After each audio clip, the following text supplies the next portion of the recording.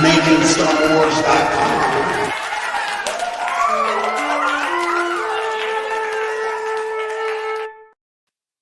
Good evening. My ride's here. I'm Jason Ward from MakingStarWars.net, and this is KB Rob, the Sketchcrafter. The Sketchcrafters. Kurt's Toys. Me and my buddy Gary. You like that? I like that. Look at him out there with that. What do we call it? The PE, the PE beard. Yeah. Yeah, we tried. We just call him Coach now. That's what we do. Seems to like it. That guy, that old character. Yeah. So today we're gonna have some spoilers. So if you don't want spoilers, this isn't the episode for you. None of our episodes are for you, probably, but especially this one to some extent. And we just put out an article today, and also check out bestspinbulletin.com. He has been able to back up the Qui-Gon claims with the live action physical version of Liam Neeson Ghost. And it's a big story over there, and people should read it. And I asked around.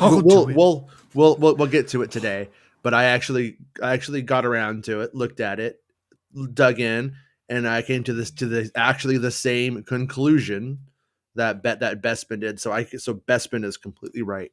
So Bespin Bulletin breaking that Qui-Gon Jinn physical ghost in the Kenobi show. It's pretty big. It's pretty good stuff, and I could back it up. Not that he needs me to back him up, but you know what I mean? I can do it. Sure. Now. He doesn't need it. Yeah, and we could talk about that as the show goes on. And so today, this is our big story. Look, you're looking at the video you're watching. In the video that you're in, it's Making Star Wars Inception. All right, so here's the article. Exclusive. Star Wars, Obi-Wan Kenobi and the Straggler Part 2. Not the Strangler. That's a different one. Spoilers. Sometimes something I cannot stress enough is the amount of pressure and stress Obi-Wan Kenobi has to endure. As I mentioned in part 1 of this series, a young Jedi straggler who survived Order 66 finds his way onto Tatooine in search of Obi-Wan Kenobi. By the sound of things, filmed last spring-summer at Manhattan Beach Studios, the train yard, and on location, this new character named Nari is the straggler who brings a world of problems into Kenobi's life when he finally finds him. More than one source has commented on how fantastic Ewan McGregor is in these sequences with Nari, saying he really shines and brings a lot of depth to Kenobi's character in them. So, we always joke, you in or you out? And you in this one. Yeah, get it? He had to use that once on a date, right? Like when he was younger, he had to. I think that's how he told his friends that he made it work. Like, you win, you out, you win. Okay, some context. The Jedi straggler named Nari brings the Order of the Inquisitors to Tatooine. They seem to hunt him rather casually, like he is sport. To the best of my knowledge, they play with Nari a bit, just to see what he brings out of the woodwork. These Jedi hunters are constantly pulling threads to see what they might discover.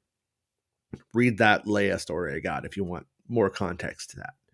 Meanwhile, Uncle Owen, observes the Inquisitor's evil antics and assumes they are on Tatooine for Kenobi himself. It's a logical assumption for Owen to make. Owen's patience with Kenobi has worn thin. After a heated moment, a defeated Kenobi returns to the wilderness of Tatooine. Now we get to... To be fair, all of our patience with Owen's worn thin over the years, too. Yeah, with Owen or with Obi-Wan? With with Obi-Wan. Shit. That didn't work. I screwed that joke up. Never mind. Ignore me. Delete. All right. That never happened. All right. You out, you in. The straggler. I'm out. So as Kenobi makes his way through the canyons of Tatooine, he hears his name echoing off the rocks. The young Jedi straggler is calling to him. At first, Obi-Wan refuses to acknowledge the young man. When he keeps calling Obi-Wan to Kenobi, Kenobi tells the boy his name is Ben. So it's like, I'm Ben. I'm Ben. I'm not Obi-Wan. I'm Ben. Something like that. I'm joking, but he doesn't do that voice. That was just me being dumb. I know some of you don't get sarcasm, so.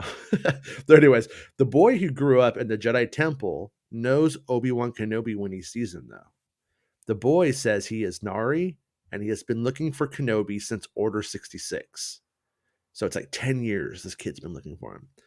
So he's probably like somewhere in his early 20s. I tried all the Death Stick hangouts because we know you like to go there. You're always drinking. I went to all the bars. I'm really fat now. Anyways, Kenobi still insists he is Ben and not Obi-Wan Kenobi, so he's not dropping character. And so Classic Kurtz. Nari then tells Obi-Wan he is going to die if he doesn't help him. Obi-Wan then breaks character and tells him if he wants to live, he should go bury his lightsaber in the sands of Tatooine. The war has been lost and the Jedi are gone. It's over for them. And rejected and defeated, Nari leaves Ben alone. So, and now Ben has to go kill him because he knows where he's at. The consequence. Yeah. We'll get there. After Kenobi meets with Bail Organa and sets off on his journey, he treks to the spaceport in his disguise to rescue Princess Leia of Alderaan. On the way, he sees something in the distance.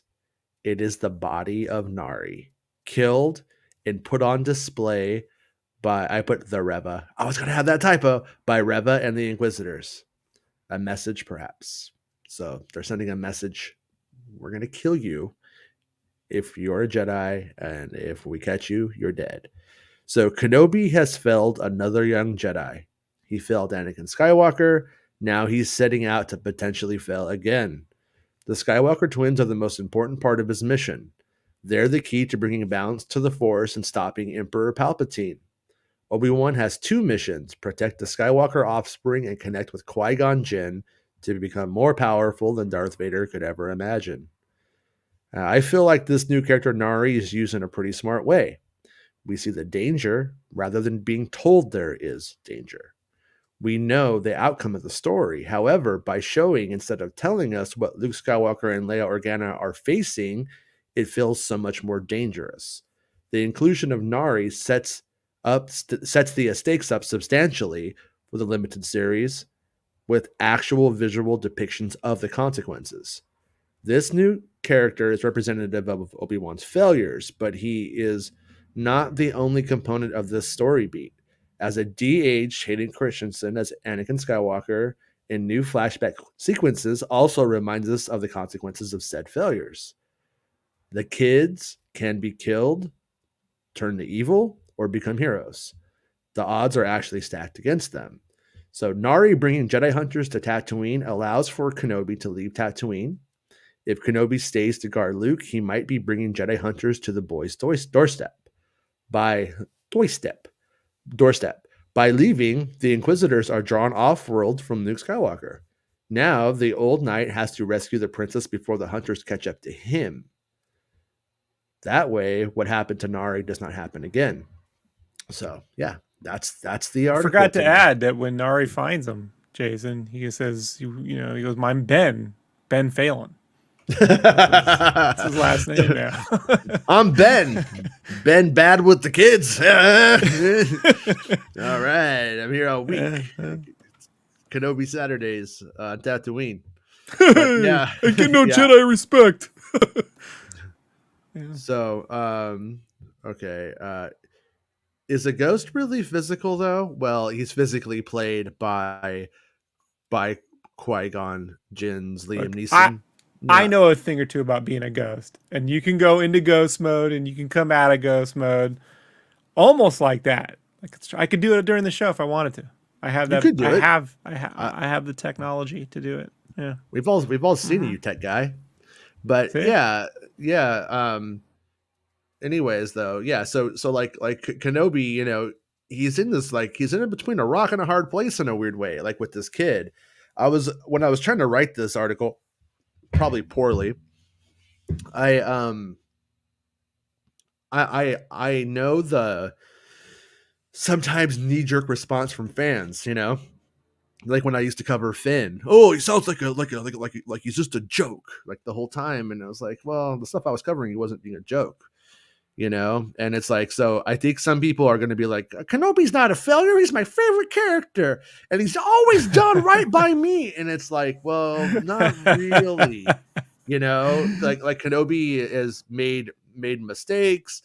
He failed in Anakin's teachings, and he has to let this kid die though, because if he takes Nari with him, if he brings Nari back to his house, it's over.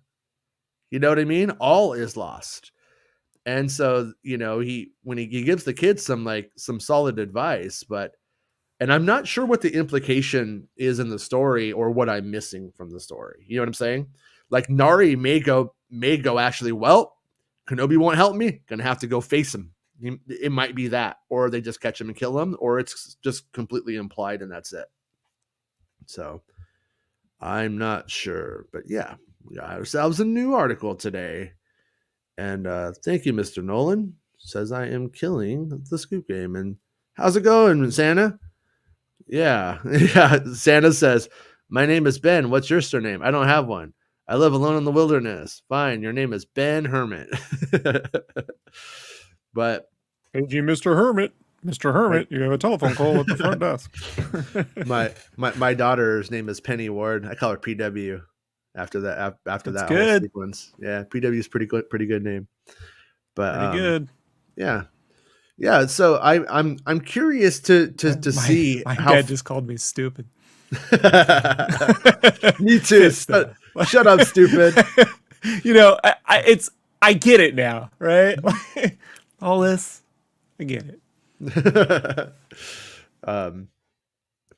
but with Kenobi in this story, like I'm curious if fans, if it's going to be in some ways, and once again, I haven't seen it. I'm only, you know, I talked to people who've seen like the most recent cut of it, and back when they were filming it, and everybody's saying good things. Everybody's saying really, really solid things about it. But I am curious if this ends up being as heavy as it sounds. I'm curious if I'm making it sound more heavy, or if sources are making it sound more heavy than it really is. And I'm curious if it is this heavy, does your average Star Wars person like it? Like, I love Luke Skywalker in The Last Jedi. I think that was the way to go. I think that was a realistic kind of, not I say realistic, but I mean like a logical place to take that character. But there's people who don't want their hero to be anything less than perfect. They want Luke from The Mandalorian, you know, who's just going around jumping off rocks and shit. And this guy right here, he's in between Kenobis almost. It's this interim Kenobi. He's not the man from the prequels, and he's not the man from A New Hope. He hasn't found his way. He hasn't made his peace with his lot in life, to use a C-3PO term. He's still working that out, you know? And this is maybe part of his the darkest time for the guy. I mean, from what I understand, he's living in a cave. He doesn't have a sweet little Kenobi bachelor pad, you know, with some ponchos. Gary lives in a KBs. It's not that different. oh, wait. Oh, they might have said he lives in a KB. They might not have said cave. They might have said he lives in a KB. Yeah. Yeah, you might be right. You know, my hearing. It's KB421. A lot of loud guitar in these ear holes. Yeah. You know. You take it serious, Rob. It's Kenobi we're talking about. Come on, man. It's the greatest thing ever. Come on, dude. Come on, the only thing that can make this even better for those kinds of fans if it was Zack Snyder's Kenobi. Bro, you know, I didn't even know who Nari was, and now I know he's dead, man. I'm fucking hurting here, dude. And you're making jokes. Yeah, but he's dead with respect. So it's all good. Yeah. I mean, I will say, like, I just found the concept of the character fascinating because he opens up so many doors for the story. It was such a smart move to have the Jedi Straggler come into town and just upset everything and allow us to not have foreseen what the story would necessarily be. and how it propels and justifies the story opportunities that they want to take, I also like, don't think it was on everyone's like list of yeah. like bingo list, and it's Mm-hmm. not like, why didn't no one ask for this kind of list. It's like, oh, that's a pleasant surprise, you know. Yeah. Like, Yeah. I think a lot of people when they, a lot of the fans, like when they tend to like just start to imagine, they kind of go off everything they know from the cartoon and the books, and that's not really how any of this gets done. Yeah. Like it's like, okay, what would be the call to action? Like that's what, if you think about it, since this movie or series was announced, a lot of people say, well, what does he do? What does he find out? He just sits there watching Luke. Well, this is the impetus. He rejects this call to adventure kind of thing. You know what I mean? And it catches up with him in a way. Like, Yeah. yeah. Yeah. In this story, he is doing everything correct. Like he's being the perfect guy that we thought he was. Essentially, he's not taking any risk. He's watching over Luke. He's playing it, by the rules, so to speak. And then you have this kid who wanders into town, and now Uncle Owen's like, "Get the fuck out of here, man! Don't try to come here and bring him a toy and get to know him. We don't want anything to do with you. Like, you're poison." And Kenobi's probably like, "What did I do? Like, how are they on to me? I'm sleeping on a fucking cave floor, man. I got myself a little job here. Got myself a little job, but that's like part of my deep cover, you know?" I've been And using Jedi VPN too. I mean, how'd they track me? yeah, Like I don't, I yeah, don't get this Jedi NordVPN shit. yeah. He's like, I'm watching shows on Netflix in other countries that are region locked for me, and these guys found me here. Like, how? The So Jedi Force porn's still scrambly though. It's unfair. yeah, Unfair. I'm not gonna lie. He probably would be happy with some scrambled Spice Channel from the 90s, considering the what it sounds like he's living. And right now that sounds like a kind of an upgrade for him. But you never know. I mean, he probably goes into Maz It's just Eisley. Toydarian porn. He's like, oh god, I'll take I it. mean, I mean, I I'm don't just like it. saying, if in Maz Eisley Jawas are getting action, Kenobi's I'm just saying their probably noses dangle. There's a lot of room there. You never thought of it before, but trust. Don't put me in charge of Star Wars. I'll give you something. yeah. No, Like, I mean I'm warning you. they put those guys in charge of Star Wars, and now Jawa's fuck. So if they put us, it's over. Forgot about that. Second best thing about that series.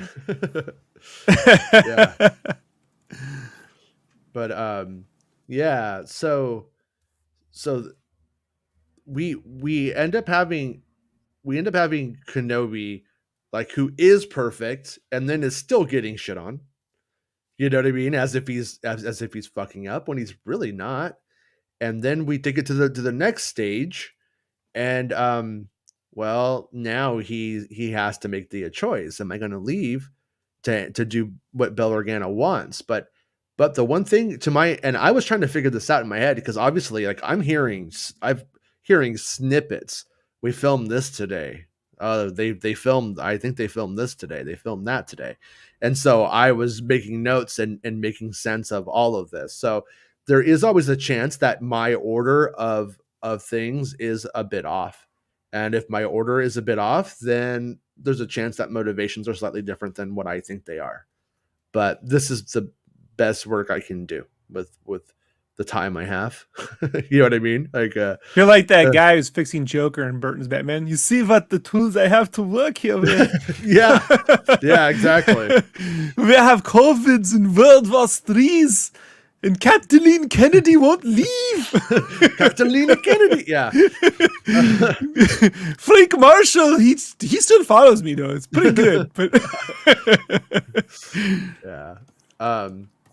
Yeah. So this this Nari kid, though, I'm also curious to see how people take the fact that Kenobi leaves him on his own.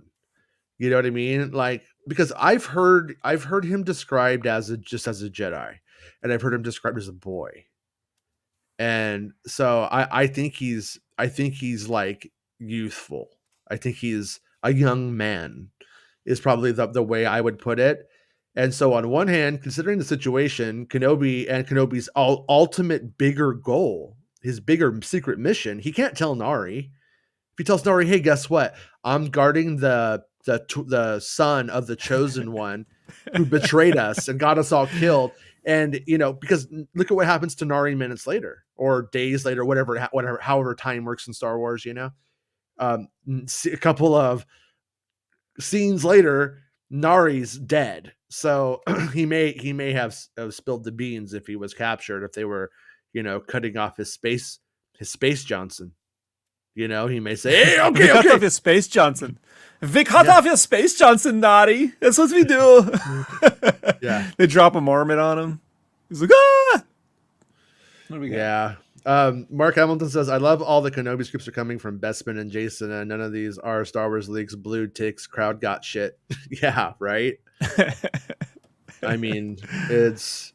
I would say Bespin Bulletin is my favorite. Is my favorite of the leaker guys of all time and leaker girls. Yeah, as far as leaking goes, he's pretty good at it. Yeah, I mean, I always say I don't leak. I say I squirt, and I'm gonna say Bespin Bulletin squirts too. I'm gonna say Jason Ward and Bespin Bulletin are a couple of squirters. You could quote me on that. Fuck that holy trinity of Star Wars leakers episode 9. Fuck that shit. We're the squirters now. Yeah, everybody's like, oh, great. I'm surprised that wasn't one of those shitty Care Bear Snorks knockoffs from the 80s. The Squirters. And like the Squirters. Somehow they got it by all the idiots who didn't know what they were talking about. Yeah. And kids are like, So Nolan says O'Shea Jackson has to be Nari, right? He fits the profile perfectly. I cannot confirm or deny the O'Shea Jackson part of this story, unfortunately. I wish I could. And I know of people in the series who I can't say who they are. They're not even anybody you probably care about, to be honest with you, for the most part. But that cast list that we have, it's of course not the entire cast list. And but I definitely, I gotta say, because of the importance of the role and how much I like it, I'm hoping that O'Shea Jackson is. And at one point, this may have been a slip up from a source, or it may have been the source misspeaking, and it didn't really occur to me till later on. But later on, somebody said this thing about these Jedi. They called 2 Jedi in the series that are in a flashback, brother and sister. My brain automatically starts to go, well, that's an interesting concept, because what happens if you have a brother and sister who are both Force sensitive, and then the Jedi show up to take them off, or they come off, they take the sister, then they come back and like Luke and Leia. Family, yeah, or then the family has another we could child. See the bad version, or like we could see this way you get a literal version of what could have happened. Mm-hmm. To Luke and Leia, right? Like you get to see how that plays out if they hadn't been hidden. Yeah. Thing, right. Yeah. Or if they had just naturally been picked up and taken to the Jedi Order. But whenever we hear the concept of Jedi coming to take children to the Jedi Order, it's always like, oh, the cool looking one is the Jedi, and the other one just the lame ass sister that nobody's taking her to the Jedi Order. And then they're always like, I get to go. And then the one gets to go, right? Now I'm going to miss my sister. Like that kind of idea. It's not a bad idea. It's a good, makes sense. But that's how it's always been told. But what happens when you have a brother and sister? And my brain keeps going to, what if Reva, the third sister, the Inquisitor, and Nari are brother and sister? What if they both escape orders? They're the 2 who escape Order 66. And what if Reva blames Nari for what happened to her? And because I do believe that Reva kills Nari, and that Reva is the one who wants to go kill Nari, while the 5th brother and the Grand Inquisitor are like, whoa, slow down. Well, in good time, we got him. He's not going anywhere. You know what I mean? They know once they have him on Tatooine, like they know that he's in the snare. He's not gonna get past all three of them at that point. But it also opens up bigger stories or bigger concepts too, or bigger questions, I should say. How in the world does Nari find where Kenobi is? If no one can find Kenobi, how does Nari do it? Like, what's that story? But then it also becomes a very weird story in that if they ever do tell it, well, he finds Kenobi and he gets murdered. You know what I mean? It's like he's out there for 10 years. So there could be more stories with Nari that could be interesting to read about. Like he could have his own little saga here in the books that they want. But I guarantee you, in the pages of Marvel Comics, you'll be forced to read about it. Yeah. Well, I mean, no, I like the concept of a kid after Order 66 who sees that message from Obi-Wan Kenobi saying, don't go back to the Order, avoid Coruscant, we're all screwed. Like all that, that's all cool stuff. That's all fascinating. And so the idea that he would, or that some kid would go, I need to find Kenobi. Like that's my guy. It makes like a lot of sense, you know? It makes a ton of sense that you would have a character who would have that idea. And then also when you come to idolize Kenobi for 10 years, thinking like you have this idea of this resistance going on, maybe Kenobi's leading it. I know things are going on behind the scenes. I know Kenobi didn't just lay down. And then you find Kenobi and he's like, my name is Ben, leave me alone. That's got to be pretty crushing too. Like it could be a pretty good, you know, it could have been good in a novel, or if they ever retell it in a different way, I could see them adding a lot of weight to it. Who knows what the levity is of the moment for that character on screen, because everything that I have heard hasn't been that the actor who plays Nari is bad or weak or anything like that. It's that Ewan rocks the scene though. That Ewan's I'm Ben Kenobi, like that moment, he has it down. Like it's supposedly like really good. Somebody's like, I got shivers when we did like the first really, really solid take. It was so good. The last time I watched him in a role was Fargo season 3. Mm-hmm. You know, and he played twin brothers, kind of like, you know, adaptation. Remember, like in the movie adaptation, really good, man. Like he did an excellent job being two completely different people. Like, you know, yeah. Like I mean, I think Ewan's one of those guys that if they did Grand Theft Auto 6 and he played all three dudes, he can pull that one off somehow. You know, Grand Theft Auto Scotland. Yeah, I'd play it. If it was like Train Spotting. Yeah, see, you know, Renton. He's playing Renton again. Mark Hamilton asks, is Kamal's character Quinlan Vos in hiding under a new identity? Seen that going around this morning. Okay, so on that one, I think it makes complete fucking sense. If I was the kind of guy who let my fan math dictate my scoops, that's where I would go. I would be like, he got ripped. Quinlan Vos has those fucking muscles. Like he would be a fucking excellent Quinlan Vos. Okay, well, I gotta, you know, I'm trying. You're trying. Yeah. Trying. When I dug into that, I was told no. I was told he is not Quinlan Vos.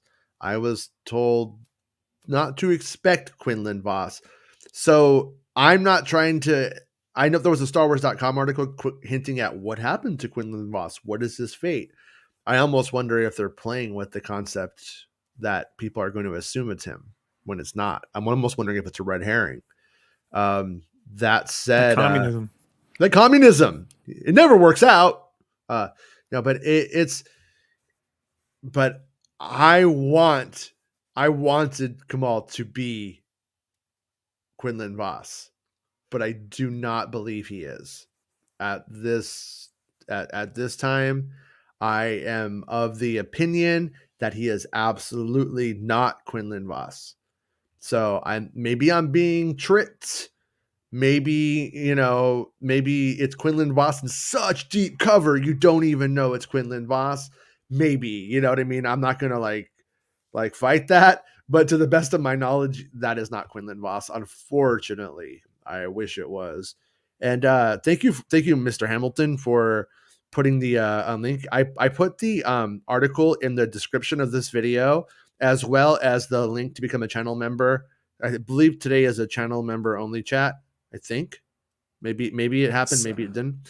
But so anyways, that if anybody has a hard time with the link, I put that link that Star Wars Santa helped me get a couple days ago back in there. So Mr. Hamilton goes on to say, maybe like how Han and Chewie just happened to be trucking exactly where Finn and Rey were in the Falcon and TFA. Oh yeah, JJ, never mind. Yeah. Yeah, I'm not getting that impression of the story, thankfully. You know what I mean? Like those happy, like Bail Organa doesn't just happen to be finding a cave to shit in, and the Kenobi's like, "What are you doing in my house?" Like that's something that JJ would do. Come on, we would praise that though. If he was like, "I got a pinch and a loaf here, it's gonna be somewhere." Oh, come on. And he's going to one cave, and there's a Sarlacc in it. Goes to another one. It's Jawa's fucking, some what's her face when she's young. She started young, and then he goes to the third cave, and that's Obi-Wan. Yeah. I keep wondering. Like I've actually wondered, like, how does Bail get there? Because they don't really make these things. They don't really make like the Tantive V4 or Is it Tantive 4 or Tantive V? I don't know. Tantive V, Tantive. Yeah. Well, Tantive is what it should be, but that's not correct. What it should be is incorrect, according to them. Oh, fucking weirdos. But anyways, so I'm not sure if this cave that Obi-Wan lives in is like super fucking big. Like, does Bail fly the ship in, or do we just see like Bail's there? We don't really know how Bail, you know what I mean? I'm not sure if does Bail land that ship in Mos Eisley and walk over? What are you doing? I'm sleepy here. Yeah. Shit, it's Bail again. Oh, it's Bail again. He's like, have you come to take me to Alderaan? Am I exchanging places with Yoda? Is Yoda going to stay here and I get to go there now? And they're like, whoa. I just got to take a deuce. He's like, no, dude, I just like to find cool caves to shit in weird parts of the galaxy, okay? And I heard of this place because of you, but I didn't think you'd be in this cave. So you gonna watch me or you gonna leave, Kenobi? Because it's getting kind of weird. If there was a real luxurious place to take a dump, this cave would be the farthest from it. See, it rhymes. It's an echo. Rhymes. Yeah, George Lucas that's what George Lucas does, So members only mod I have freestyled from time to time, actually. Yeah. So Mark Hamilton says, getting up Jawa's laying Pelly's carpet in a cave. It's wrong. Yeah, but but it's canon. It's more canon than any of those comic books you love. Just let you know. You're not wrong. You're not wrong, unfortunately. Yeah. So Nolan says, is anyone else feeling like Simon Kessel is playing, or Simone Kessel is playing Brio Organa? Let me see. Is because I looked at that cast, a couple of days ago, and I gotta say, that was who I thought is probably playing her. That was, and I don't want to say too much. Okay, I don't want to say. Yeah, I think so. Yeah. Sources are weird because they end up with relationships with the actors, like the crew and the actors are like friends. And so it becomes like, oh, I don't really care about the corporation. I don't really care about Disney. I don't really care about Lucasfilm, who's can be kind of dick sometimes and kind of be kind of shitty to me or whatever. I mean, I like the job or whatever, but the actors are cool. We're all cool. So like sometimes it's harder to get who's playing somebody than it is what happens in the story. As dumb as that is. I could probably really like get it if I really, really tried, but they don't want to screw it up for their friend. Is basically what you're saying. And I don't care. Makes sense. Yeah, I mean, I care like I want to know what the character looks like and to visualize it better, and that's why I want to know. At the same time, I care more about what's going on and what they film. You know what I mean? Like what did you guys shoot out there? Because that's what I'm gonna live with, not necessarily. Yeah, because the casting's irrelevant until you see the performance. Like, you're really not going to appreciate who's who until you're watching the show and they really stand out. That's basically it. So, Talking Sith just hit on something that I alluded to in like two times already before. I'm not sure if the lightsaber in Kenobi's hand is Nari's or Anakin's, because he goes out there when he goes to like leave the planet and he finds it. He may pick that lightsaber up, but I'm not saying, I haven't done like a photo analysis of it, and I don't know. Excuse me, I don't know what Nari's lightsaber looks like, but that one that doesn't look like it, if it's not Anakin's, it's definitely Nari's. That's my take, and so there may actually be a huge hint in the poster about something that we hadn't really considered. But it's also, when it comes to art, it may just be that the way that it was done just kind of came out looking like that. And at the end of the day, it may just be like, I wasn't sitting there trying to make a perfect depiction of Anakin Skywalker's lightsaber. I just kind of drew a lightsaber, But and the other thing is too, is like I have had Nari's death like described kind of different to me. So I'm not sure if they filmed it in a few different ways or if it's just the colorful language. Cause like I've heard that it sounded like he was like hung up, like strung up like an effigy. And I've heard, no, he's just dead. Oh shit. So you know what I mean? It's definitely like, they're definitely psychopaths. Well, that would do it. Look, I don't know anything about this story, right? I'm as clueless as Mark Hamilton. No, but let's say Kenobi says, "Nah, man, get out of here," and then a couple days later he walks over and that kid's strung up. Yeah. He's like, "I let another one die," like shit. I mean, like that would push me to do something. Yeah. Talking Sith suggests that maybe he buries it in the sand for him.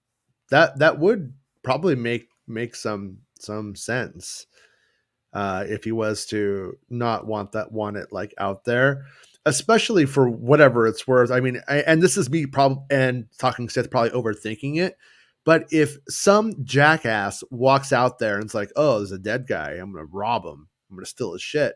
It starts going through his pockets, gets some space credits, finds a lightsaber though, and then goes into the city and turns on the fucking lightsaber.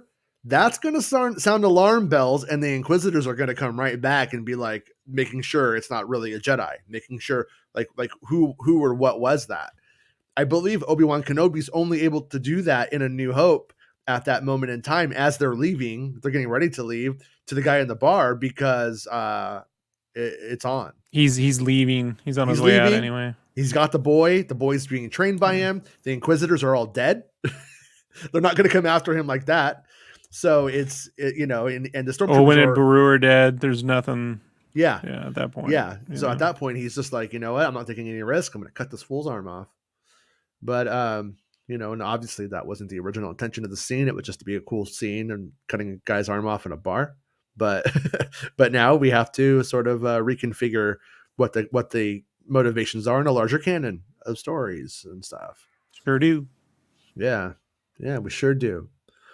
But so I'm liking the chat's questions today. You guys are doing very good at helping me. Mark Hamilton says, for Kenobi to draw the Inquisitors off Tatooine, don't they have to know to follow him? How does that play out? Yeah, see, that's been one of my questions that I've been trying to understand as well. So if you read one of my earlier reports on Reva, she thinks she senses Obi-Wan Kenobi. And the Grand Inquisitor's like, nah, you are not me. I would sense him because I'm me and you're you. So, he's just being his arrogant, dark side asshole self. Probably has a little fancy accent on. And she's just like, this guy. And, but once Nari is dead, I'm thinking they still feel a presence. They still sense that there's something here, that there's a Jedi here, that some source of force power, if you will, is not too far away. And in that is probably how they know, okay, there is something to this. But I also believe that um so okay, and then Mark Hamilton follows up with, just read the article. So they displayed Nari's body at the spaceport hung up.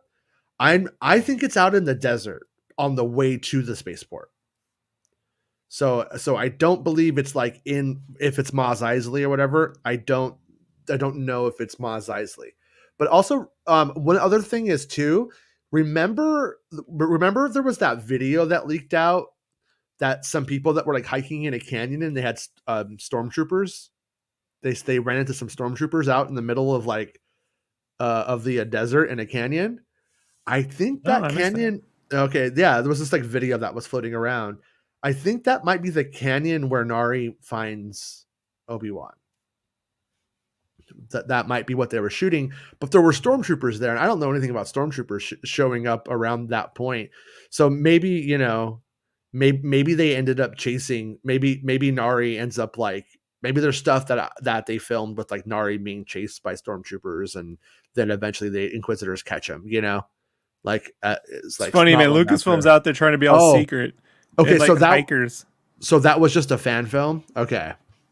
Okay. Okay, I was gonna I say never. Lucasfilm out there trying to be secret, Jason. Yeah. And it's like every time they do, you keep running into their fucking, their actors.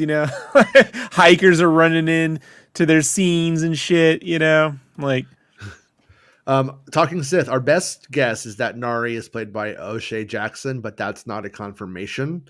That is a reduction. So just, full disclosure, trying to always be honest with what I know or think I know.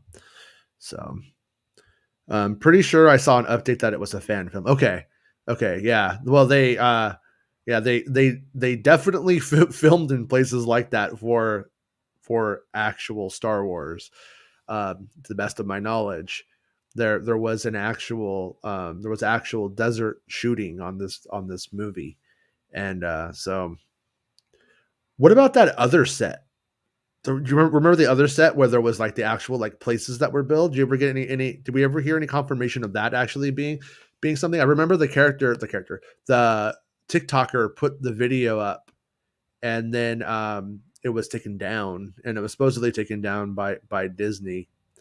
And yeah, they did do location shooting. I'm thinking that yet they may have filmed some of the places outside of California that they had filmed for Tatooine in the past.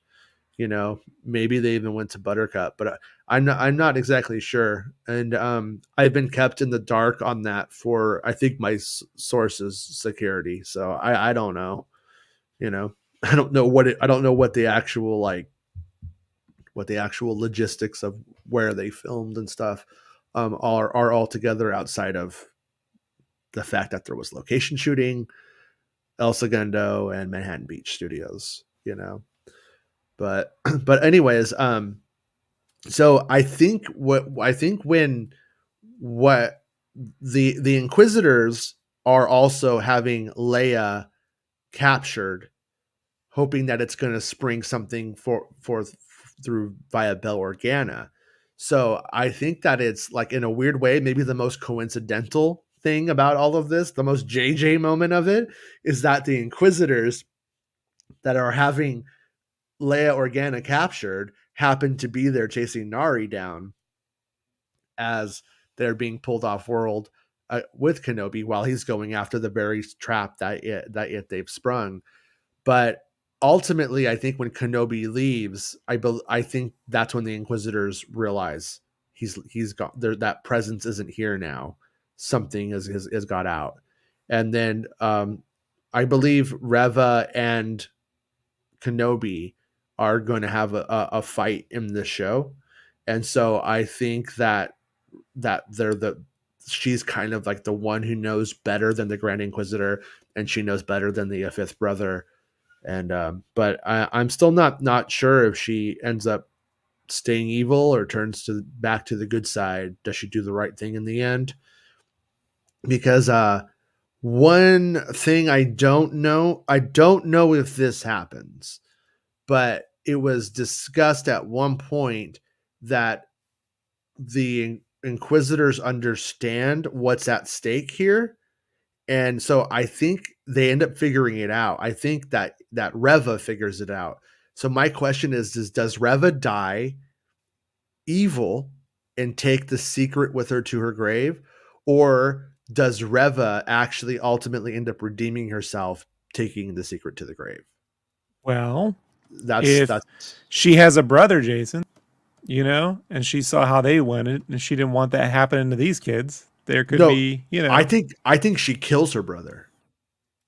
I don't know that. But maybe she just sees the Luke Leia thing and was like, I don't want that happening to them, kind of shit. Yeah, maybe she feels awful about killing her brother, or something like that. I mean, that's possible. Yeah. Talking Sith clarifies, if that was a fan film what the town said, it was legit. And then Mark Hamilton says, if we'll see. And I'm talking about, like, the first thing I was talking about was just this canyon, and there's some people hiking through the canyon, and a stormtrooper walks by, and somebody filmed it on their phone. And then there was another one where it was like a whole township that was set up, and I believe that was a real set, but I could be wrong.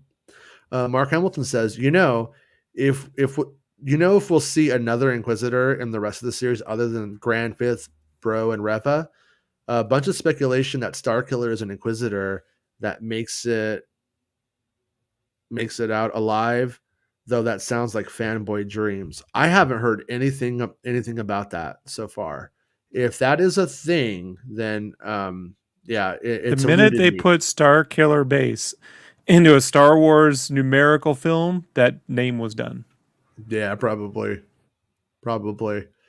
I mean, unless they just don't give a shit and play it well. Oh, it was named after him because he was the most evilest of the Inquisitors, which would be dumb. Yeah, Even that's yeah, but it's not smart dumb for them. You know what I mean? Like they would just not smart like Echo Base, right? It was named after Echo. This guy named Echo. He was a little bald-headed clone, baby. Mark Hamilton says, I was talking about the canyon footage, not the town stuff. Yeah, I'm pretty sure I'm pretty sure that town stuff was legit.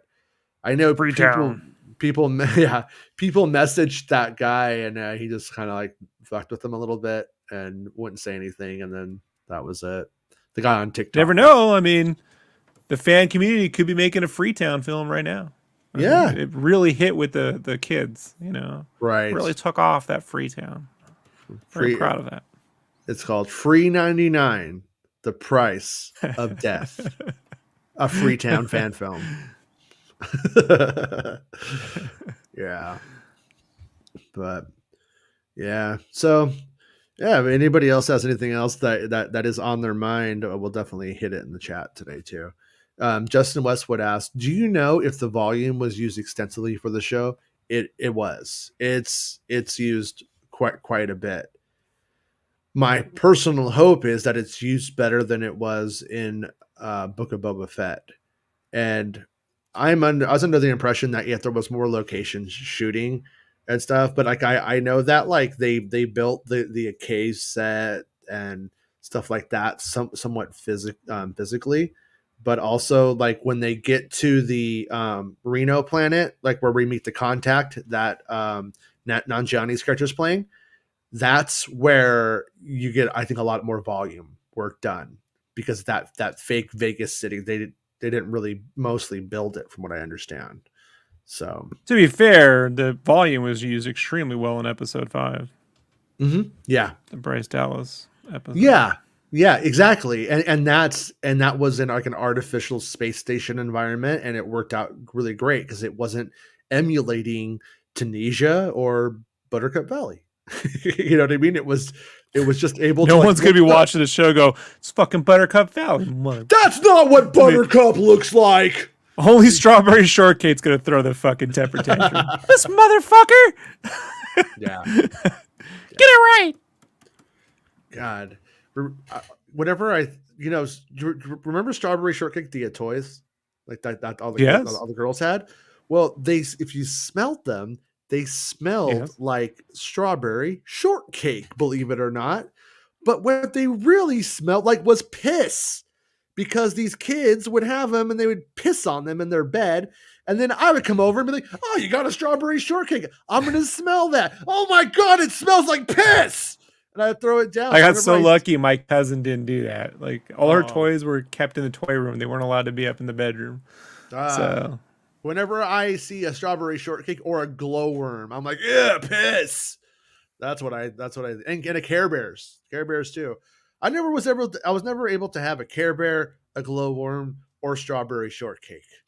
My mom only wanted me to own those. She wouldn't let me play with any of the violent toys because my mom was super fucking like liberal. Like she was anti all violence. And then after like Desert Storm, she was like full military, kill everybody. Fuck yeah, dude. Storm and Norman, at that point, let's go. When war became real for Rob, I'm like, I don't think I want to fight. I'm a peace guy. You know? Yeah. Yeah. You know, I'm not really a Storm and Norman. I'm more of a Rob. I'm more of a Rob draw stuff guy. Yeah. I get it. I'm more like a Norm from Cheers, you know? Like yeah, I probably would have had a heart attack in basic training, so it's a good thing I had one. Mark Hamilton says, we already read that one. And then he says that Mr. Hamilton says the Starkiller rumor has been a thing, but not from anywhere credible. Yeah. But once again, like if that is a thing, I don't know anything about it. So it could be though, you know, I don't know. Don't get your hopes up, kids. There was two things on the old Bespin Bulletin that I wanted to cover because he is the squirter. Everybody knows that. I support it. It's true. Okay, really quickly. Thank you, Alec Miller, for the $1.99. I think that's a super chat. It doesn't really tell me on this thing, but I think that's a super chat.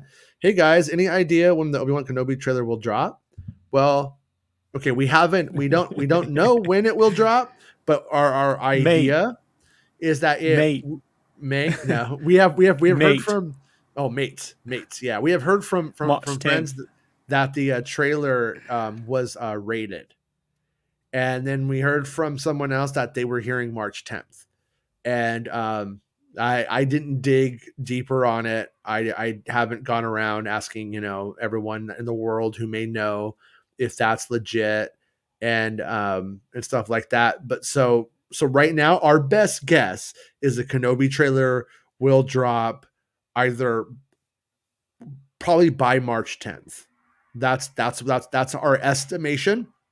It's not like a promise. It's not me going, hey guys, I got this. I will not let this be. I will not let this be my Disney Plus day. This is not my Disney Plus day. You hear me? On this St. Disney Plusman's Day. Yeah. Yes. No, this is not my Disney Plus day. This is just that is the word I have heard, Mr. Bird. Okay. And this is our stupidest hour. So here we go. A little bit of Cassian stuff. Bespin Bulletin says David Heyman cast in Andor. Who's that? He's this guy. If you can see the screen, I'm showing it right. Okay. Yeah, that guy. I don't know who he is. I probably seen him in. He looks like he looks like the kind of mask you'd wear if you were a serial killer. Right? Yeah, like you'd wear like in Drive, right? He had that mask. Oh, right, yeah. All right. Yeah. Though filming on Andor wrapped in late August, which I exclusively broke. Hey, calm down, Bespin Bulletin. Come on.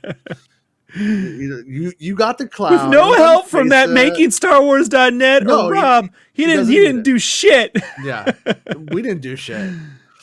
We have a new casting update via the Daily Record that reveals veteran Scottish actor David Heyman has been cast in the upcoming Rogue One spinoff.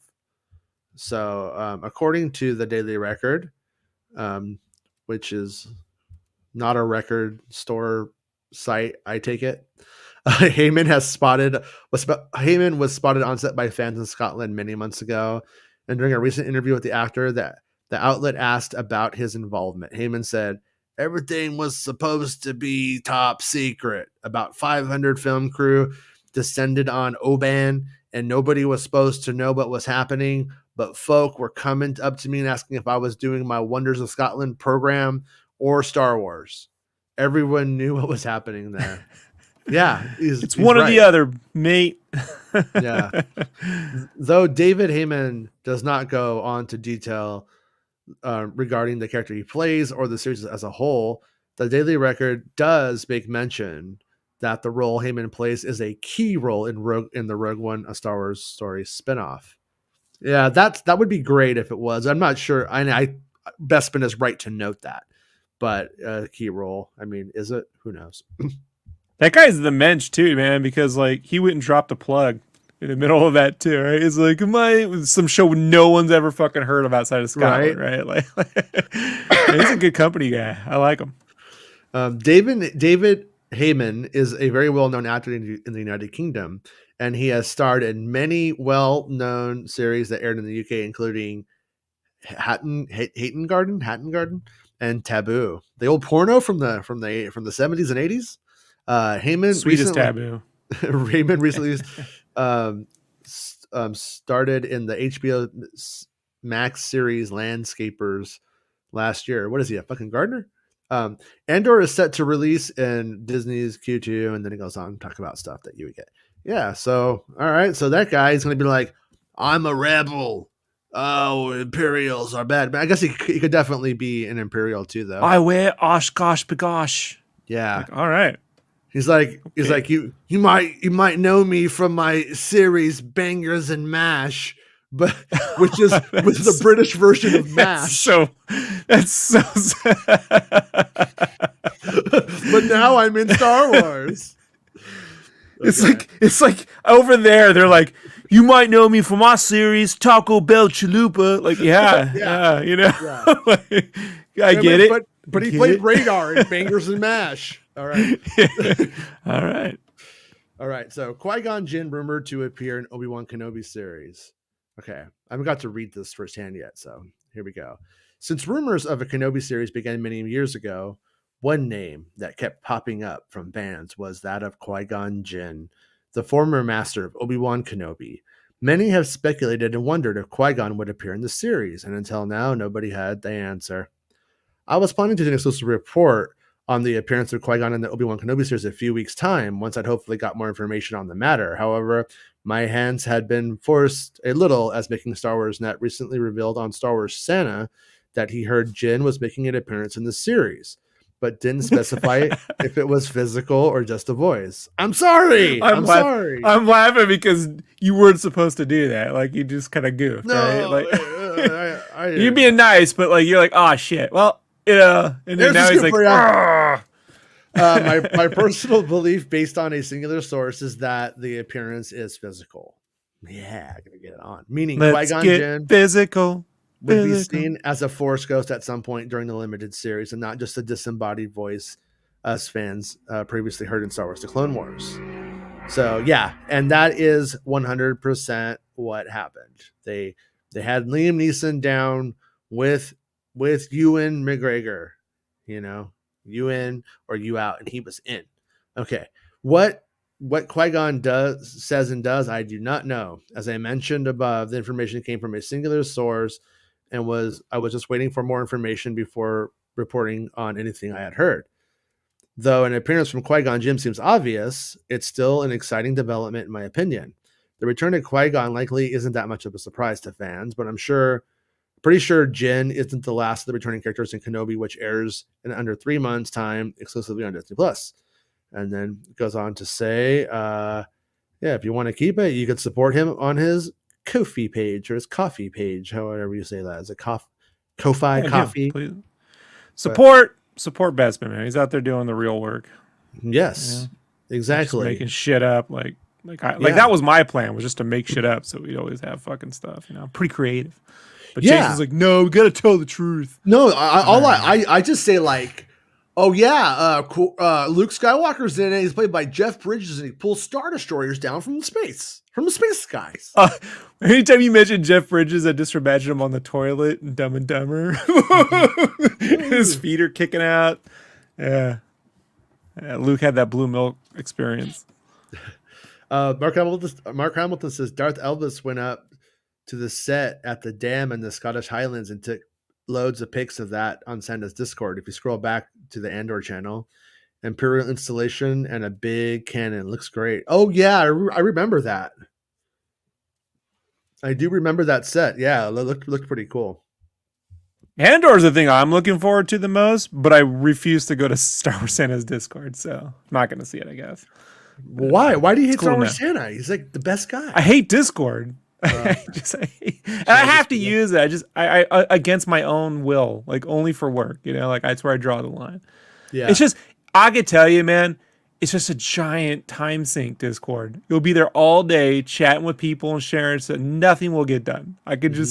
Nothing good can come from that, Yeah, that was my initial reaction to Discord as well. Is I was like, you know what?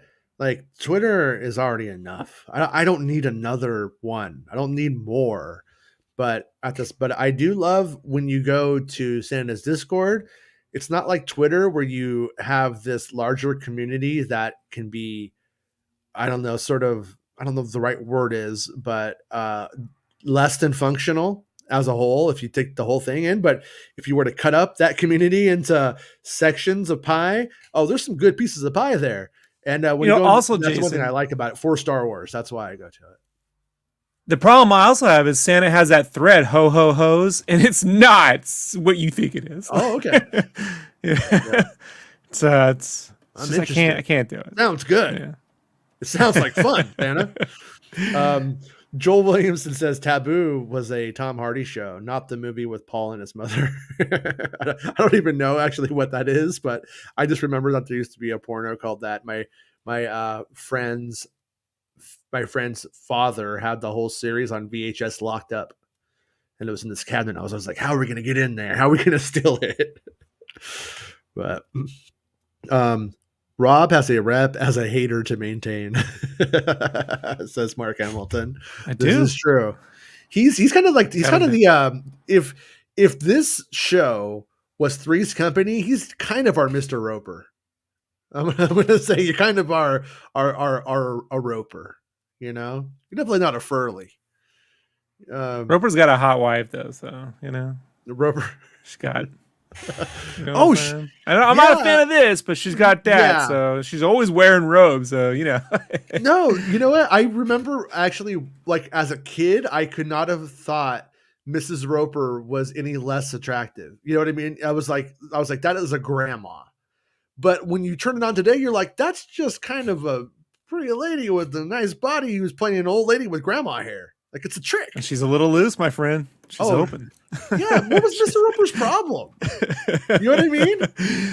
Look, he had a real problem with Jack being gay because I have a feeling he was actually gay. Like Roper had feelings he hadn't dealt with yet. Yeah, it does kind of play that if you want to look at it realistically. I always felt that Farley was a John Bircher. Yeah, that's the problem with Farley. but I mean, like same thing with Peg Bundy and Al. Like, what's the problem, Al? Peg Bundy's pretty fucking smoking, bud. What are you doing? The problem is she's always smoking. It's the only problem. Yeah, that's true. Hey, right in your salad. If Rob's a hater, what are Johnny and I? I think there's some Regal Beagle extras at this point because I haven't seen Johnny in a long time. Johnny hasn't been hanging out with us. He's been too cool. That's my take anyway. But all right, Santa's back. All I'm saying is when those Canadian convoys started, Johnny disappeared. I'm just saying. That's true. That's true. And he does just text me honk honk sometimes. It's kind of weird when you think about it. Star Wars Santa says, okay, I'm back from the meeting, 1830 and catching up. Yeah. Star Wars Santa. What do you need to tell work? Look, the Star Wars news today will work tomorrow. And then there's a little hater in this show I have to go antagonize. Yes. I think so.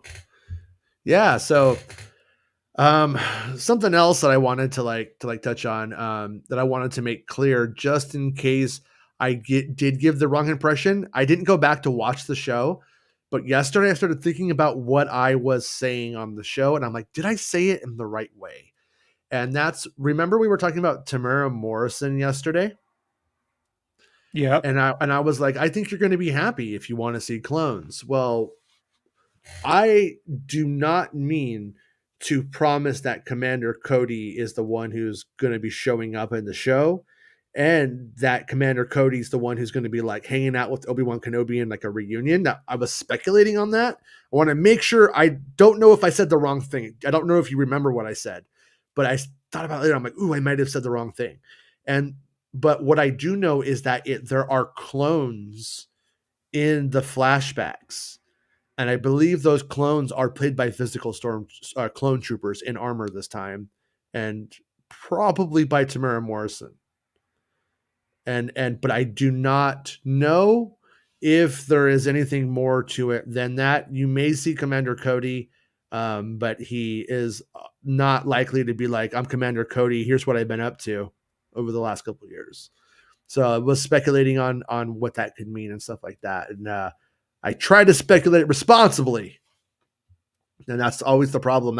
Back in the day, I got really kind of, when I say really upset, I shouldn't say it that way, but I got really frustrated with the fact that when I would release a scoop and then speculate and clearly make a line in the sand between the two, some people just don't get it, or they zone out when I give the caveat that this is now speculation. What? I'm sorry. What? So, what?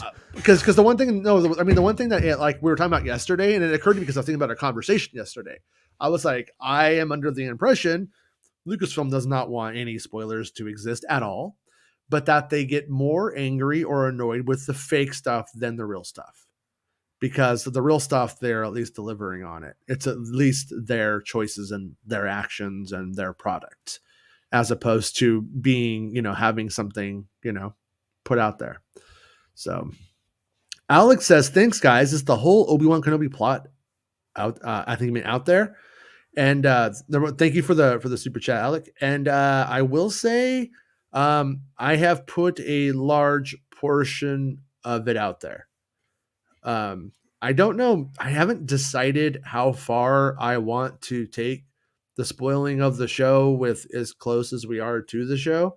That's just a personal choice for me to come to like terms with, I guess you could say, because I want to facilitate discussion and to continue to explore the ideas from the show beyond whatever the show ends up being. And then once we get to the show, then we can even explore it further. And that's how I like to do it. That's what I prefer.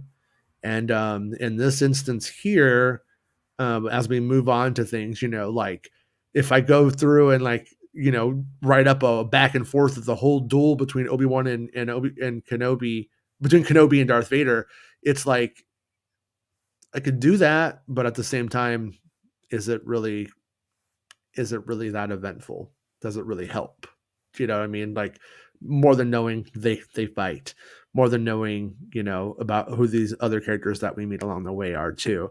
Because there are some fascinating characters that once again makes me know that most people outside Bespin Bulletin don't know shit. You know what I mean? Like most of the stuff that even the people who have known anything, they've only known what's pretty much, I believe, coming across to product and marketing lines and stuff like that. And even then, man, they've been reining in what they put in those product and marketing lines to a great extent. I mean, like all the big stuff in the last two shows, my friends who work there don't get the real stuff until after the episode appears now. Yeah. And like that used to never work because licensors are like, hey man, da, da, da, da. Except now I think so many people have the license that when there's one licensor, you have leverage, but when there's 20 people who have it and they don't really, only like 2 of them are going to put the big fight, they don't care anymore. So it's like, they've diversified their licensors so much that fucking well. So well, and in this series too, like when you get down to it, they could show them everything from the series, and most of them are going to walk away going, Obi-Wan Kenobi and Darth Vader fight. That's what we're going to put on a shirt. That's what we're going to make a toy of. That's what we're going to capitalize on. Not not most of the other stuff. So I totally can see why they went the way that they did on this one, of even admitting that Vader and Kenobi fight. But at the same time, I have seen some things that are going around that are good at products that are being made and stuff from this series, and that stuff is definitely out. There is definitely stuff from the show out there, and being made. Yeah, I saw a bunch of shirts. Yeah, you know, that I was like, yeah, that's generic style guide bullshit. They're designs that like, so it's like they get these style guides, man, and they outsource them to companies so that do their own designs, and then Lucasfilm approves those, and those are handed out to licensors. They're always like, unless you're just making generic backpacks, they're always bad. Like you have to do something with it. You can always just put it on that shirt, man. It just looks so horrible. Like there's a site called Stylin' Online that just basically takes all the overstock that doesn't sell and goes on there. If you want to see the kind of, it's a good way to get discount shirts, by the way. But if you want to see the stuff that didn't sell so well, go to Stylin' Online, because that's generally what it goes, to die. But that guy's really cool, so I'm not bitching on him. Just he's got a good business sense. Right. Yeah. Joel Williamson asks, do I need to go back and rewatch Three's Company? If you really want to understand the subtleties of the Kenobi series as a whole and the characters' motivations, seasons 1 through 3 definitely will help you understand. Because if you don't Nari shows up with that big medallion their neighbor has, Larry or whatever his name is. Yeah.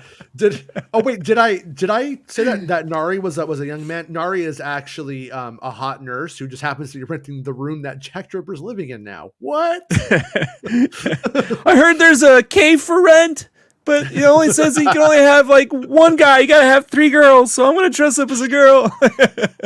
I could see Bell Organa being a Larry back in the 70s. I'm just gonna say I could see he would wear Smitty would wear that fucking gold chain perfectly too, right? Big with the head chest hairs.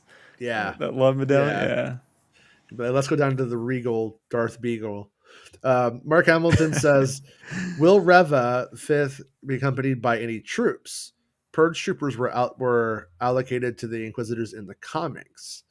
So when it comes to like Purge Troopers are the black robotic guys, right? That we saw, like the big, are those like the big giant dudes that or are those different? Because I'm not exactly the K2 at 9 S9, or are the Purge Troopers the ones from the Fallen Order game? I think they're the Fallen Order game guys. It's all kind of blurring together. As far as I can say for certain, there are stormtroopers. I know that's lame, but yeah, I'm not sure. I know that there's stormtroopers, and that's why I was thinking that one scene might have been that same canyon, but I guess it's not. And part of me has been curious if when they go into that canyon, if it's the same one from A New Hope in terms of how it looks. Is it the one where if I had to put my money, on it, man, like if anything appeared in a video game first, don't count on it.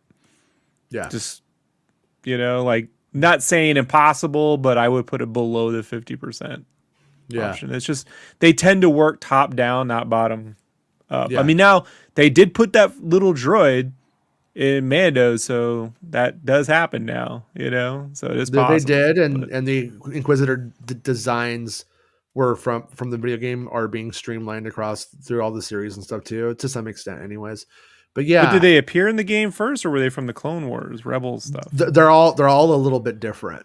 But it's not the best point I could have made, but it definitely it's in the vicinity of Doug Chang and the art cats are up there designing all kinds of stuff, and sometimes they just pull that into a video game, and it does stick around and become something more.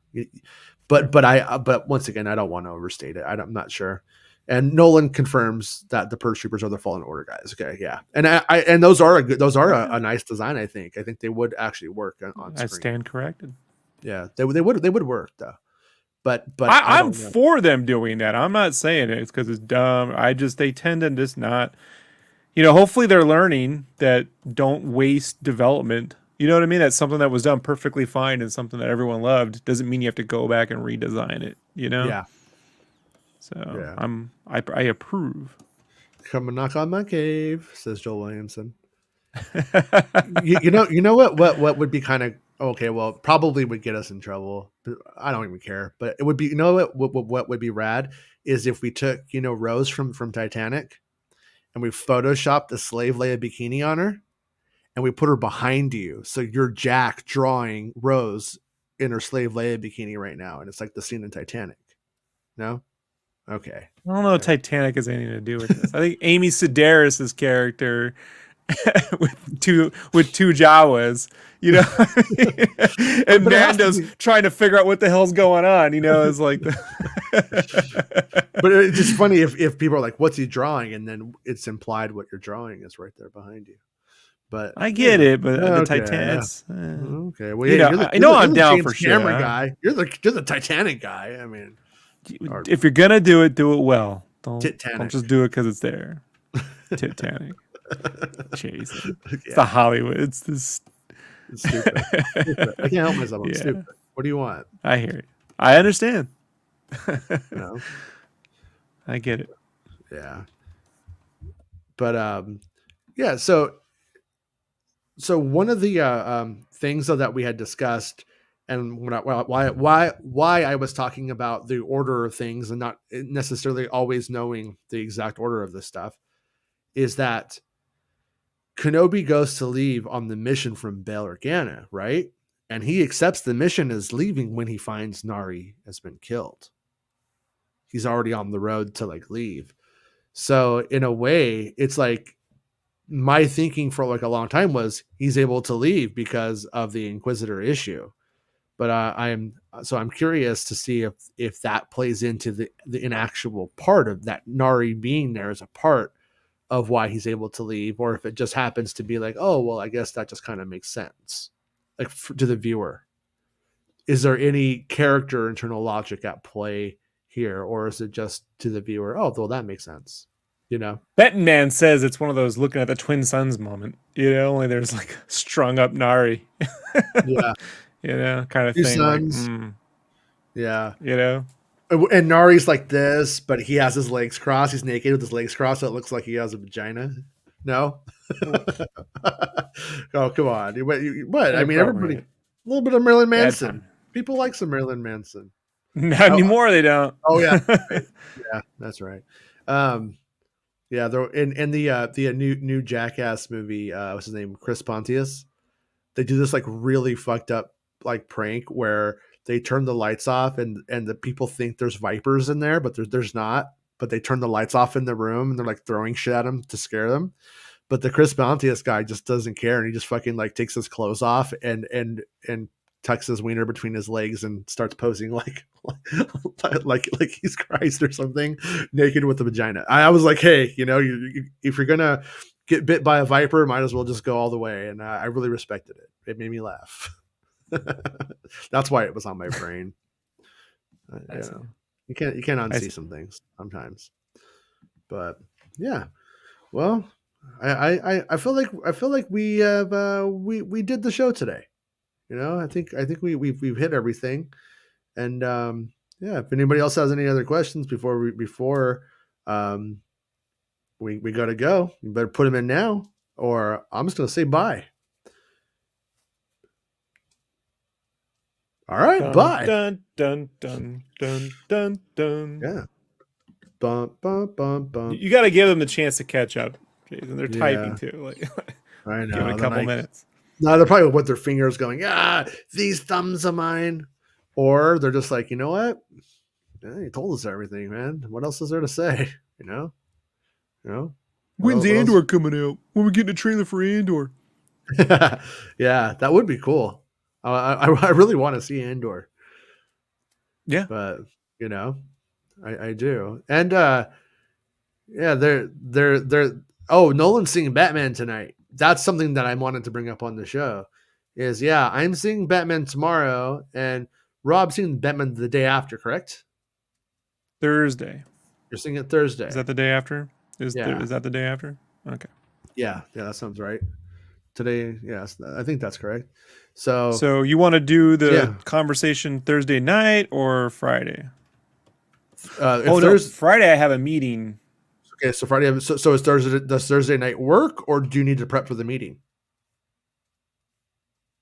No, I've prepped. So Thursday Okay, night works. okay, yeah. So on Thursday night, we're gonna talk about Batman. We're gonna talk about Batman after Rob sees Batman.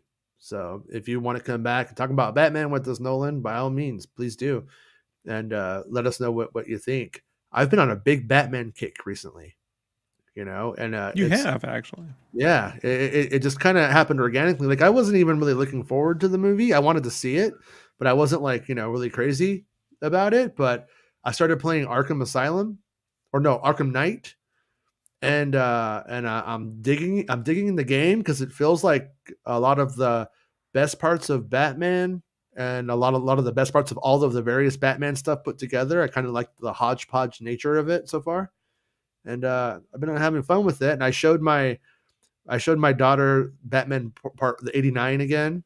She loved it. And last night we watched the Dark Knight, and I'm not allowed to show you guys. She said I can't show you guys, but she does a Two-Face impression. Oh, it's pretty good.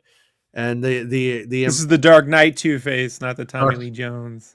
yeah, she does like the no she does like Dude, I look.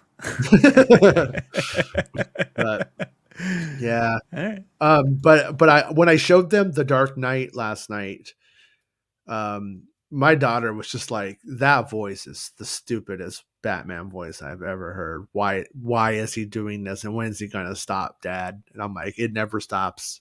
You just have to get used to it." So I don't know if this new Batman is doing the Christian Bale thing or not, but I hope not. I've seen a little bit from it. I remember you saying he kind of snarl. They have like a snarl. They have a No, snarl contest. it's when I say snarl, I'm not talking about in the voice. There's just a Oh way that Jeffrey Wright was like when he goes in. Look, I'm with you. Clips out of context are unfair to any film. yeah, All right, like it's rare you get a moment that really works. It's always contextual, which is why you can't just cut out a scene and movies fixed, right? yeah, It's just in this scene where he's talking to him in the trailer, they're close. They're already pretty close. The guys are hiding from the conversation. They're like way on the other side of the fucking room. And he like has to lean in more. And rather than lean in more, he does this like slide in. It's just weird. Yeah. Like I'm like, no one moves like that. I've never seen I've never seen Rob, I tell you something. Yeah, it's just Nari gonna die. and he kind of like Nari he dies. does like a cringe a little bit when I don't know. I love Jeffrey Wright. I've watched all the seasons of Westworld. I've never seen him act that way. I'm like he just and Gordon's kind of a low key guy. Just bring it down, dude. Morgan Freeman from Seven, I imagine is what they're going for with that character, and I don't see Morgan Freeman from Seven like this kind of. I don't know, man. We'll see the movie, So Yeah. it was just odd to me.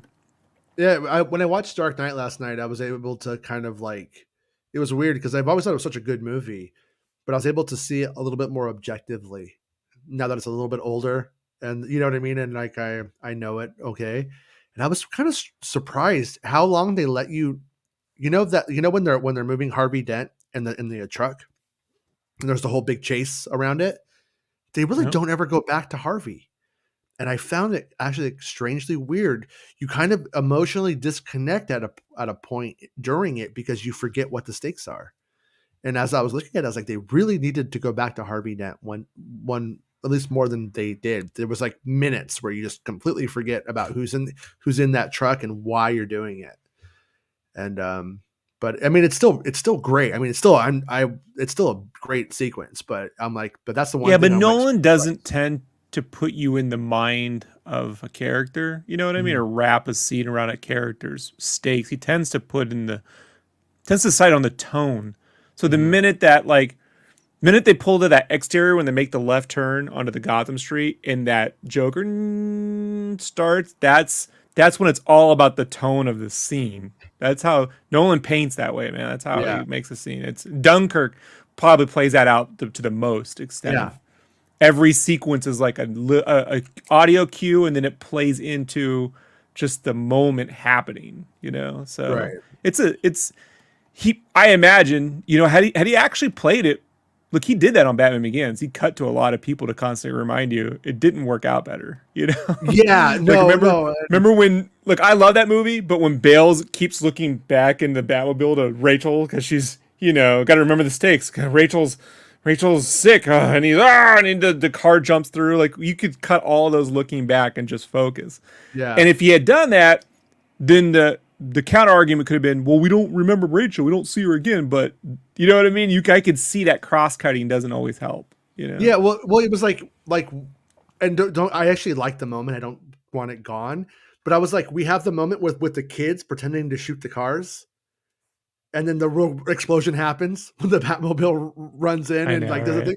And I'm like, you know, we did this, but we didn't ever like, you know, we lost Harvey in it. And I was kind of like, Nolan has a strange sense of humor when it comes to that. You know, like, it's always like, that when they do that, I'm not against it, but I'm like, that's him trying to be human, right? Yeah. Because Snowden's a little outside of us. Like, he doesn't really get into the, Yeah, it's a little abstract at times, to say the least. Yeah, it's weird because I actually love Dark Knight, but I don't love the other two that he made. I like them. I like Batman Begins, but I don't love it. And then the third one I like hell of a lot less than Batman Begins. But I mean, you know, it's still. Thing is, I've had worse Batman movies, so I'm not like hating on it, but it's the combination of Wally Pfister's cinematography and Hans Zimmer's score. Okay. That even with all three of the films, and the third one being my least favorite of them, to the point where I think it's somewhat ridiculous. However, the combination of those, it's like there's nothing like it. You know what I mean? Like, they really hit this look that is immediately recognizable. You don't mistake it for any other film. Yeah. You know, like that. And how many films can you say that? You know, like, so there's something there. The way they painted reflective glass, like the way he shoots reflective glass or shoots an exterior scene in Nepal, synced up with that music. You know, man, it's just like, I'm like, when it was over, I'm like, it's a shame that we're not going to get more of this. You know what I mean? Like, this dies here kind of thing, you know, like, because it really is as to me as distinctive as, you know, like, say the look and feel of the first Matrix film in a way, you know, like, it has a unique look and presence to it. So, yeah, no, it does big time. When my son saw the Harvey Dent scene where he becomes Two-Face, where the acid happens, he was really pissed off because I just told him my version of it from when I was a kid. I'm like, yeah, he's on the stand and Joker shoots some acid in his face, and it burns half his face, and then he goes crazy, and he's like, oh, okay. So when he's watching the movie and that scene didn't happen, instead he falls on the floor, the kid was pissed. He was like, what is this? I want a Joker to shoot it from the flower in his lip. And I was like, sorry, dude. They went. I'll show him Batman Forever, my friend. You get that. You get to see it happen right on the tape. Does it have Joker doing it in that one? Joker, no, it wasn't the Joker doing it. Well, no, in that one, it was just on the stand, like a mobster did it, you know, like Falcone dudes, or just some mobster did it. Yeah. But when that version of it happened, that was just like when Joker was like the biggest character in the series, so they had him make Two-Face, right? Like in the 80s or 90s. It might have been as like late 80s, I think, when I got that one. Oh, in a way, he made Two-Face in this film. He just made him differently. Oh, sure. Yeah. It was happened a different way. Yeah. Right. Yeah. No, I don't have personally didn't have any like real problem with it. I was like, yeah, I mean, the Joker doesn't make him in the animated series, you know? Yeah. So many possibilities. All right, everyone. Have a good night. Thanks to everyone who became a channel member. Thanks to everyone who gave the super chats today and all that kind of stuff. And we'll be back tomorrow at 11 a.m. You hear that, Gary? We're going to be back on at 11. Yeah. Yeah, Gary. Scary Gary. Watch it. All right. That's how we're gonna talk about him now. Oh, Scary Gary. All right. All right, everyone. All right, we'll see everyone tomorrow. Bye. It's not about spaceships. Making Star Wars Show. Making Star Wars Show.